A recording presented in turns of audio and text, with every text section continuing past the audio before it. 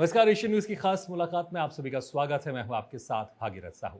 खास मुलाकात में आज हम आपको मिलवाएंगे श्रीमद जगत गुरु द्वाराचार्य भवानंद पीठाधीश्वर श्री अभिराम दास देवाचार्य जी से। अभिराम दास देवाचार्य जी, आपका बहुत बहुत स्वागत है एशियन न्यूज़ में। जिस तरह से भी हाल ही में जो प्रयागराज महाकुंभ हुआ, वहां आपको जगत गुरु की उपाधि से सम्मानित किया गया। किस तरह से आपकी यहाँ पर अनुभूति रही और पहले के मुकाबले अब आपकी जिम्मेदारी किस तरह से बढ़ गई है? श्री सीताराम। अनुभव का विषय है तो अनुभव कुछ अनिर्वचनीय होता है। साधु संतों की सन्निधि, सद्गुरुदेव भगवान की कृपा और इन सभी महात्माओं की तपस्थली पे कुंभ में रहने का जो अनुभव है वो बड़ा सात्विकी अनुभव है, तो बड़ा पवित्र अनुभव है, यही हम कहेंगे। उम्मीद थी कि आपके जब आप वहां गए थे कि इतनी बड़ी उपाधि से आपको सम्मानित किया जाएगा? नहीं, ये उम्मीद तो नहीं थी। हम तो वहाँ अपने गुरुदेव की सन्निधि में ही गए थे। वो तो संतों की, सद्गुरुदेव भगवान की कृपा और लोगों का स्नेह और प्रेम ही ऐसा है कि जो इस पद तक इस दास को सुशोभित किया है। अब जब ये उपाधि से आपको सम्मानित किया गया, पहले के मुकाबले अगर देखें, अभी आपकी चाहे दिनचर्या की बात कर लें या आपकी जिम्मेदारी की बात कर लें या अनुभूति की बात करें, किस तरह से परिवर्तन आप खुद महसूस करते हैं? ये जो पद है ये तो आध्यात्मिक जगत का पद है, इस शरीर को दिया गया है। और बात रही अनुभूति जीवात्मा की, तो वही पूर्ववत अनुभव है, भगवान का नित्य दास। तो विशेष कोई, हाँ ये है कि थोड़ी जिम्मेदारी बढ़ जाती है आचार्य परंपरा की, बस वही है। जिम्मेदारी बढ़ जाती है, आपने कहा। और आप बहुत लंबे समय से सनातन धर्म के लिए काम कर रहे हैं, प्रचार प्रसार के लिए काम कर रहे हैं, रक्षा के लिए काम कर रहे हैं और बहुत सारे सामाजिक हित के भी काम कर रहे हैं। किस तरह के सामाजिक हित के आप काम करते हैं और कैसे आप बहुत लंबे समय से इसमें जुड़े और किस तरह से सनातन धर्म के प्रचार प्रसार के लिए आप कार्य कर रहे हैं? ये तो भगवत प्रेरणा ही है कि हम इसमें जुड़े हैं। हम वास्तविकता में जीव कौन होता है इससे जोड़ने वाला? ईश्वर ही किसी न किसी को माध्यम बनाकर भगवत सेवा के कार्य में आगे रखता है। भगवत प्रेरणा, संतों की, गुरुदेव की कृपा प्रेरणा से ही इस मार्ग पर ये दास अग्रसर है। जो भगवत वाणी है, भगवत सेवा है, भगवान की कथा सेवा है, वही एक माध्यम है जीवन को सात्विकता की ओर लेकर जाने का। चाहे गौ माता की सेवा हो, चाहे संतों की सेवा हो, चाहे सनातन धर्म के प्रति जागरूकता ही क्यों ना हो, ये सब भगवान के श्री पवित्र चरित्रों का गान, उनके पवित्र नामों के स्मरण से ही संभव है। लेकिन जब आप सांसारिक जीवन में थे, उस वक्त क्या ऐसी घटना आपके साथ हुई या फिर क्या आपका अनुभूति हुई कि आपको लगा कि मुझे सांसारिक जीवन से छोड़कर अब अध्यात्म की जिंदगी में जाना है, इस जीवन में प्रवेश करना है? वस्तुतः व्यक्ति को अलग से साधु बनना नहीं पड़ता, साधु ऊपर से बना बुना ही आता है। बस सही समय आने का इंतजार होता है। तो सद्गुरुदेव भगवान की कृपा शुरू से ही रही। ऐसा अवसर आया कि अब इस भेष प्रसादी बस गुरुदेव से मिल गई, यही है। बाकी जीवन तो शुरू से ही इसी मार्ग की ओर रहा है। कितना चुनौती था जो आपके परिवार वाले थे जब आपने उनको ये निर्णय बताया होगा कि मैं सांसारिक जीवन से नहीं, आध्यात्मिक चुनौती जीवन में तो जाना कुछ भी चाहता नहीं हूं? था, क्योंकि माता पिता का आशीर्वाद और माता पिता की इच्छा के बगैर तो कुछ संभव है नहीं। तो हमारे माता पिता के ही संस्कार हैं जो आज हम यहाँ पर पहुँचे हैं। इसमें हमारी माता जी का बहुत बड़ा आशीर्वाद है। माता जी की कोई ऐसी बात जो आपको आज भी याद आती है और जब आप इस जीवन में प्रवेश कर रहे थे, जब उन्होंने आपसे कही होगी? जब इस मार्ग में हमारा प्रवेश हुआ तब माता जी ने एक ही बात कही कि इस भेष को लजाना नहीं, इस भेष को पूजाना। तो वो बात हमारे लिए स्मरणीय है। लेकिन देखते हैं आजकल जो बहुत सारे ऐसे कथावाचक हैं, जब भगवान की बातें बताते हैं, कुछ ऐसी विवादित बातें वो कर देते हैं जिसके कारण भारी हंगामा हो जाता है। तो आप इस बारे में क्या कहना चाहेंगे? व्यासपीठ एक मर्यादित पीठ है। इस पीठ पर कोई भी व्यक्ति अपनी कोई भी वाणी कहने के लिए स्वतंत्र नहीं है। जो शास्त्र में लिखा है और जो महर्षि वेदव्यास जी ने कहा है उसको अपने आचरण में उतारते ही वो व्यक्ति कहने का अधिकारी है। इसलिए इस विषय पे कथावाचक कहने वाले कुछ भी नहीं होते। जो कुछ भी कहा है, जो शास्त्रों में और जो व्यास जी ने कहा है, वो धर्म से पूर्ण वाणी को ही कहने का अधिकार सबको है। यदि ऐसा कहा जाए तो कभी भी और कहीं भी कदाचित भी विवाद की स्थिति कभी भी खड़ी नहीं हो सकती। बिल्कुल, और बहुत लंबे समय से आप सनातन धर्म की रक्षा प्रचार प्रसार के लिए आप लगे हुए हैं। लेकिन हम देख रहे हैं दुनिया में जो प्रतिशत है हिंदुओं का वो घटता जा रहा है, ऐसे कई लोगों का मानना है। और ऐसे बहुत सारे देश है जहाँ पर पहले हिंदू रहा करते थे लेकिन अब वहाँ उनकी जनसंख्या बहुत कम हो गई या फिर बिल्कुल नगण्य हो गई है। आप क्या मानते हैं, इसकी क्या वजह है और इसका समाधान क्या है? वजह से तो हम सभी वाकिफ हैं। वास्तव में जब से मैकाले की शिक्षा पद्धति यहाँ आई है तब से गुरुकुल परंपरा का ह्रास हो रहा है। लोगों के अंदर संस्कृति और संस्कृत को जानने की इच्छा प्रायः विलुप्त हो चुकी है। जब तक के छोटे छोटे तबके के और हर वर्ण के लोग जब तक सत्संग से नहीं जुड़ेंगे, साधु समाज से नहीं जुड़ेंगे, भगवत कथा से नहीं जुड़ेंगे, तब तक उनके अंदर वो पूर्ण जागृति आना असंभव है। इसलिए सबसे जरूरी बात है कि ऐसे हर छोटे छोटे तबकों पे जाकर के कथा, सत्संग, भगवान नाम का प्रचार प्रसार हो, जिससे व्यक्ति के अंदर अपने सनातन संस्कृति के प्रति जागरूक और प्रेम हो पाए। तो हिंदू का जागरण अवश्य ही होगा, हो ही रहा है। बात तो यहाँ की है, जब विदेश में तथाकथित इस्कॉन की स्थापना से विदेशी लोग जब परिवर्तित हो सकते हैं तो फिर ये तो देशस्थ लोग हैं, ये क्या परिवर्तन नहीं हो पाएंगे? बस इसके लिए हम सबको एकजुट होना पड़ेगा। गुरुकुल का आपने जिक्र किया और गुरुकुल को लेकर भी आप बहुत लंबे समय से कार्य कर रहे हैं। अभी भारत में नई शिक्षा पद्धति भी आई है। इस बीच में गुरुकुल का कितना महत्व है? हम देखते हैं कि दूसरे धर्मों के कुछ ऐसे शिक्षा संस्थान हैं वो निरंतर बढ़ते जा रहे हैं, लेकिन गुरुकुल जो हमारे भारत में जो एक समय में पूरे विश्व में जाना जाता था, आज उसकी संख्या बहुत कम हो गई है। उसके प्रति जिम्मेदार हम और आप ही हैं। जिस तरह से हम जितना महत्व आंग्ल भाषा को देते हैं या आंग्ल भाषा भाषी को देते हैं, उतना महत्व हम संस्कृत को या अपने हिंदी भाषा को नहीं दे रहे हैं। और जो गोपनीय विज्ञान हमारे वेद और धर्मशास्त्रों में भरा है, उसके प्रति भी हमारी वैसी उत्सुकता और जागरूकता नहीं है जैसे बाकी चीज़ों में है। तो इसके प्रति तो हम अपने आप को ही जिम्मेदार ठहराएंगे। हम सभी इसके जिम्मेदार हैं। केवल तिलक लगा लेने से, कुर्ता पैजामा पहन लेने से और स्टेटस में भगवा फोटो डाल लेने से ही हिंदू नहीं होते हैं। जब तक हिंदू के आचार विचार, रहन सहन, खान पान, इन सबको ना अपना लिया जाए पूर्ण रूप से, तब तक कि हम पूर्ण रूप से हिंदू कहना ये उचित नहीं होगा। लेकिन अब मॉडर्न लाइफ चल रही है, कई लोगों के जो परिवेश है वो बदल गए हैं, और इस बदले हुए परिवेश में कोई कैसे अपने आप को सनातन धर्म से जोड़कर रख सके, और जिस तरह से जनसंख्या कम होने की बात सामने आती है उसमें इसमें वृद्धि हो, क्योंकि मॉडर्न ज़माना है। अगर आप आज के जो युवा उनको बोलेंगे आप धोती कुर्ता पहन के जाएं, तो उसमें से कितने लोग उसमें इसको मान्य करेंगे, और या फिर कैसे उनको प्रेरित किया जाए? बात प्रेरणा की है तो वो केवल और केवल सत्संग से ही आ सकता है। जब तक के व्यक्ति के जीवन में सत्संग नहीं होगा, उस व्यक्ति में विवेक का जागरण नहीं होगा। और जब तक व्यक्ति के अंदर स्वविवेक ना हो, उसको कोई भी समझा ले वो नहीं समझ सकता। इसलिए व्यक्ति को चाहिए कि सत्संग यदि है उसके जीवन में, उसके परिवेश में, उसके आसपास, तो वो सत्संग का औरा ही उस व्यक्ति को परिवर्तित कर सकता है। जब हमारे समाज में डाकू से भी लोग साधु बन सकते हैं, जब अजामिल का कल्याण हो सकता है, तो फिर ये तो साधारण से नवयुवक हैं, भला ये क्यों नहीं सुधरेंगे, और सुधर रहे हैं।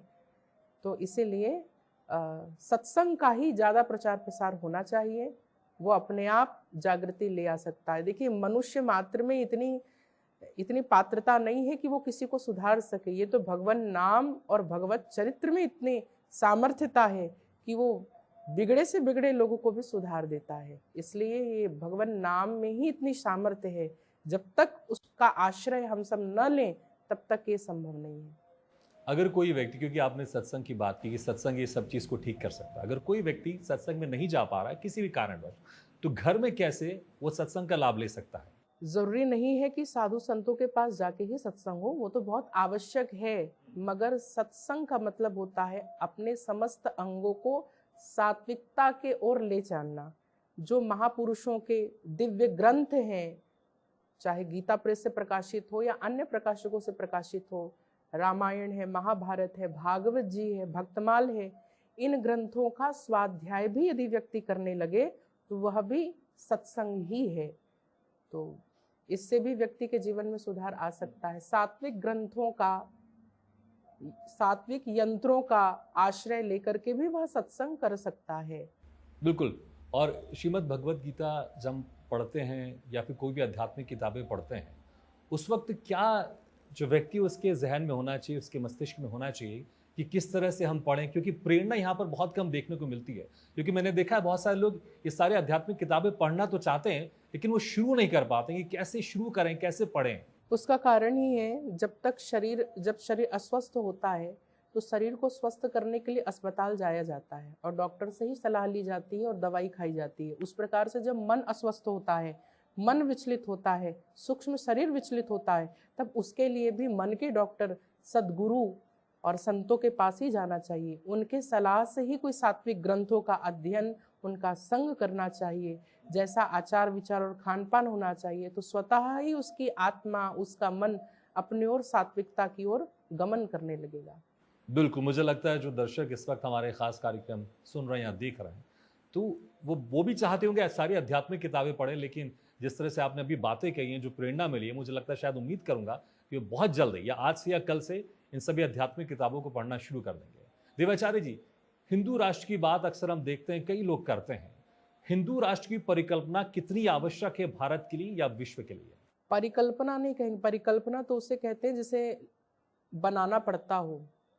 ये तो स्वतः हिंदू ही है और बाकी मजहब और पंथ आए हैं, उसको देखकर दिग्भ्रष्ट हो चुका है। वस्तुतः है तो हिंदू ही, मगर आज ऐसी विडंबना है कि भारत में रहते हुए, इस भारत भूमि पे रहते हुए भारतीय लोगों को सनातन बोर्ड को स्थापित करने के लिए भी इतना प्रयत्न करना पड़ रहा है। ये बहुत बड़ी ग्लानि की बात है। तो स्वतंत्र रूप से स्वतंत्र हिंदू राष्ट्र जल्द ही घोषित होना चाहिए, ऐसा हमारा मानना है। अखंड भारत की आपने बात की और हिंदू राष्ट्र की आपने बात की, लेकिन इसमें जो हिंदू संगठन है वो सबसे बड़ी चुनौती इसमें मानते हैं धर्म परिवर्तन को लेकर, लैंड जिहाद को लेकर और लव जिहाद को लेकर। इस पर आप क्या मार्गदर्शन करना चाहेंगे या कुछ कहना चाहेंगे? हिंदुओं के लिए एक बहुत बड़ी दुख का कारण है लव जिहाद, या इसको जो आप लैंड जिहाद आप कह रहे हैं, क्योंकि जैसे एक हथेली पे 5 उंगलियां हैं, उसमें से कुछ एकाध उंगलियों में विकृति आ जाए तो हम उस उंगली को काट के फेंक भी नहीं सकते, बल्कि उस उंगली का उपचार कराएंगे औषधि से। उसी प्रकार भगवान ने धर्मशास्त्रों में वर्ण व्यवस्था और आश्रम व्यवस्था को स्थापित किया है। जब तक के शास्त्रों के कथित वाक्यों का पूर्ण रूप से हमारे जीवन में आचरण के रूप में वह न उतरे, तब तक के पूर्ण रूप से ये समस्याओं का समाधान नहीं होने वाला है। यही इसका वास्तविक कारण है। तो हमको चाहे कान यहाँ से पकड़े चाहे यहाँ से पकड़े, पर पकड़ना तो पड़ेगा, क्योंकि यदि सुधारना है तो हमें शास्त्र में कहे हुए वाक्यों को अपने जीवन में उतारना ही पड़ेगा। तभी हम पूर्ण रूप से एक स्वस्थ हिंदू समाज की कल्पना हम कर सकते हैं। बहुत लंबे समय से आप इसी कार्य में भी हैं, सनातन धर्म की सेवा कर रहे हैं और प्रचार प्रसार कर रहे हैं।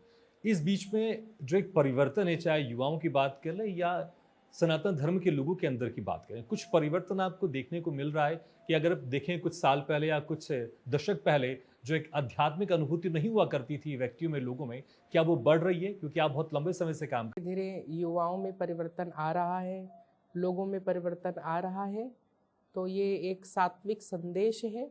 यदि हम इसी तरह लगे रहें अपने सेवा और अपने कार्य में, अपने उद्देश्य में, तो एक दिन ये पूर्ण रूप से अखंड भारत या सनातन भारत, हिंदू राष्ट्र अवश्य घोषित होगा। पर केवल हिंदू राष्ट्र घोषित होने से नहीं होता, सभी मनुष्य मात्र के अंतःकरण भी हिंदू हो जाए, हिंदुत्व हो जाए, तो बात बन जाए। तो बस यही एक टेस है। बिल्कुल, शास्त्र की आपने बात की, लेकिन अगर हमारे देवी देवता या भगवान को देखेंगे, उनके हाथ में शस्त्र भी है।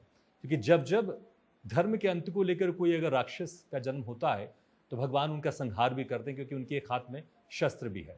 और जिस तरह से हम देख रहे हैं पूरी दुनिया में भी हाहाकार मचा हुआ है, कई देशों के बीच में जंग चल रही है।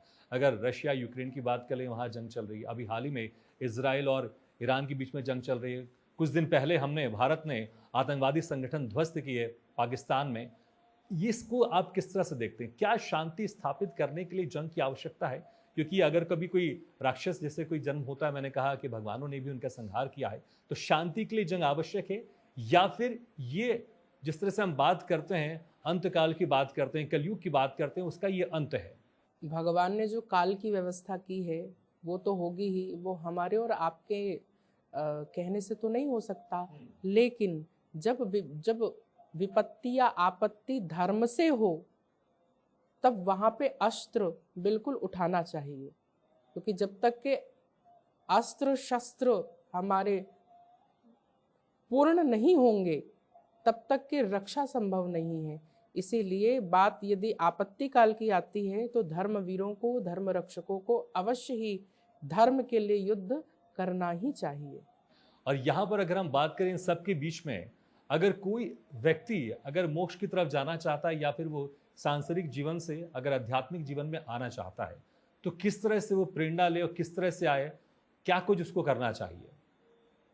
जिस प्रकार से व्यक्ति अपने इस स्थूल शरीर को स्वस्थ रखने के लिए कम से कम 2 से 3 बार भोजन लेता है ताकि वो अपने काम कर सके, उसी प्रकार इस स्थूल शरीर को चलाने वाला एक सूक्ष्म शरीर भी है।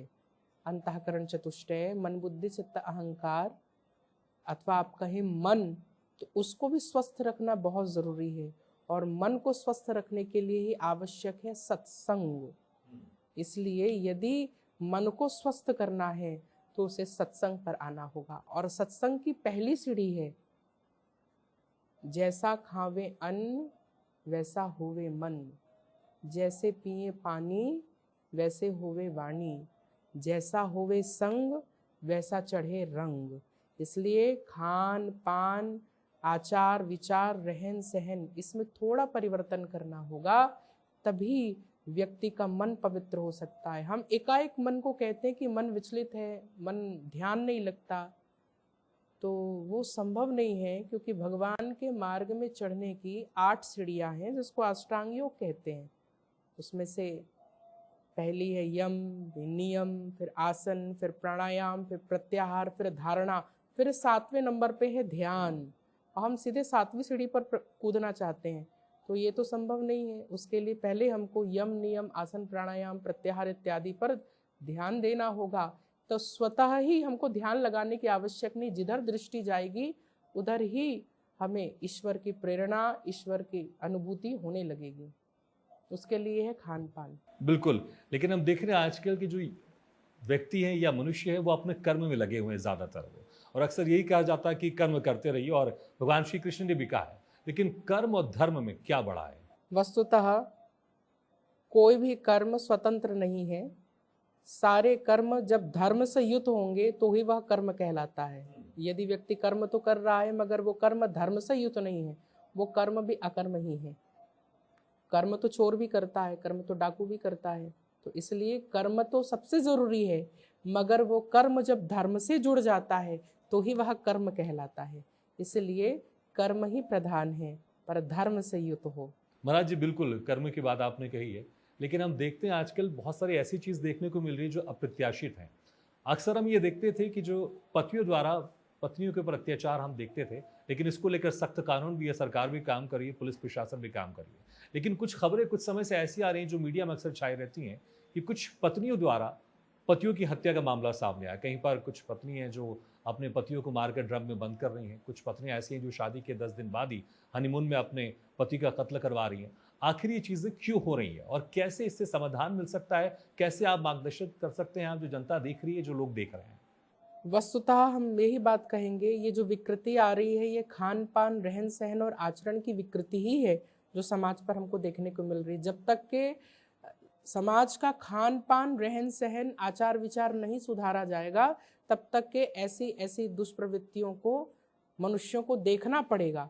इसलिए आवश्यक है कि सत्संग का जागरण खूब हो सनातन संस्कृति में, जिससे ऐसे जो असमंजस्य और जो मानसिक विकृतियां उत्पन्न हो रही हैं, जो घटना हो रही है अप्रत्याशित घटना, उस घटना को रोका जा सके। तो मुझे उम्मीद है कि शायद इस घटना में थोड़ी रोक आएगी।